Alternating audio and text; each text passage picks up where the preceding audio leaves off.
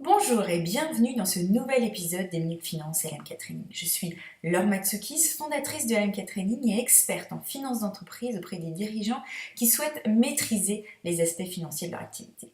Alors dans ce nouvel épisode des Minutes Finance de LMK Training, je vais essayer de vous aider à améliorer la rentabilité de votre entreprise. Alors peut-être que votre expert comptable vous a transmis vos états financiers de 2014 et que vous avez bien regardé l'évolution de votre chiffre d'affaires et l'évolution de votre rentabilité nette, puis vous avez tout rangé dans le placard. Mais vous avez probablement des questions qui vous taraudent comme que veulent dire vraiment ces chiffres? Quelle est véritablement la performance dans mon entreprise?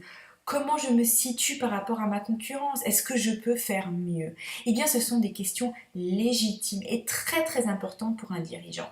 Alors, je propose de vous offrir des pistes concrètes pour vous aider à répondre à ces questions. Je vous propose de procéder par étapes afin de mesurer vraiment la performance de votre entreprise et de vous aider à améliorer la rentabilité de votre entreprise. Alors, est-ce que vous êtes prêts? Je vous offre la première étape, étape numéro 1. Identifiez les leviers d'amélioration de la performance à l'aide de vos états financiers. Alors reprenez vos états financiers de 2014, de 2013 et de 2012. Ces états financiers sont une mine d'informations. Je sais que pour les dirigeants, il s'agit souvent d'un dossier opaque et confus avec beaucoup de chiffres, mais il faut savoir que ces états financiers vous permettent de répondre à un certain nombre de questions. Ils permettent de mesurer l'évolution de votre entreprise dans le temps. Ils permettent de vous comparer par rapport à vos concurrents, d'établir le niveau de votre marge est-il satisfaisant? Est-ce que vous pouvez faire mieux? La maîtrise de vos coûts est-elle satisfaisante? Est-ce que vous pouvez faire mieux? Est-ce que votre entreprise est une entreprise risquée? Trop endettée? Est-ce que votre entreprise est solvable? Est-ce que vous gérez efficacement vos actifs? Est-ce qu'ils produisent le résultat attendu? Est-ce que vos investissements sont rentables? C'est vraiment important de savoir lire ces chiffres, de savoir interpréter ces chiffres, puisque ces chiffres vous offrent des informations pertinentes sur votre activité et surtout, ils vous permettent d'identifier les leviers d'amélioration de la performance de votre entreprise. Une fois que vous avez identifié ces leviers d'amélioration, il est possible de passer à l'étape numéro 2, établir un plan d'action concret sur les 3 à 6 prochains mois afin de travailler sur ces leviers d'amélioration.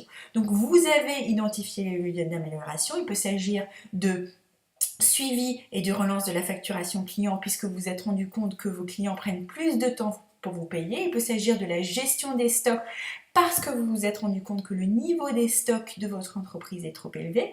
Il peut s'agir de la réduction des coûts parce que vous vous êtes rendu compte que votre marge était très faible par rapport à celle de vos concurrents et c'était lié à une mauvaise maîtrise des coûts de votre entreprise. Quels que soient les leviers d'amélioration, vous les avez identifiés. Je vous propose de les prioriser. Je veux travailler en priorité sur ce levier et 1, 2, 3, donc d'en faire une liste en priorisant les leviers sur lesquels vous devez travailler en priorité.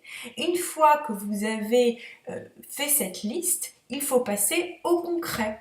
Donc expliquer tâche par tâche comment vous allez améliorer ce levier de performance. Je vais prendre un exemple. Supposons que vous vous êtes rendu compte que vos clients prenaient beaucoup de temps pour vous payer, donc, et que vous voulez travailler sur la gestion de ce poste client. Alors vous pouvez écrire priorité numéro 1, gestion du poste client. Ma date butoir sera dans 3 mois. Vous fixez dans votre calendrier des heures fixes dans la semaine pendant lesquelles vous allez travailler sur cet élément, par exemple tous les mercredis de 8h à 10h, et vous fixez une liste de tâches à réaliser. Tâche numéro 1, revoir les conditions générales de vente. Tâche numéro 2, revoir la procédure de suivi et de relance automatique des factures. Tâche numéro 3, revoir les modes de paiement. Ne plus accepter de chèques, accepter uniquement les cartes bleues et les virements bancaires par exemple. Un certain nombre de tâches qu'il conviendra de définir pour vraiment maîtriser votre poste client et vous faire payer à temps par vos clients. Donc voilà, ce sont des pistes concrètes pour vous aider à améliorer la rentabilité de votre entreprise. Il faut bien entendu d'abord identifier les leviers d'amélioration et là vos états financiers peuvent vous aider. Et par la suite, il faut vraiment établir un plan d'action concret, applicable immédiatement au sein de votre entreprise.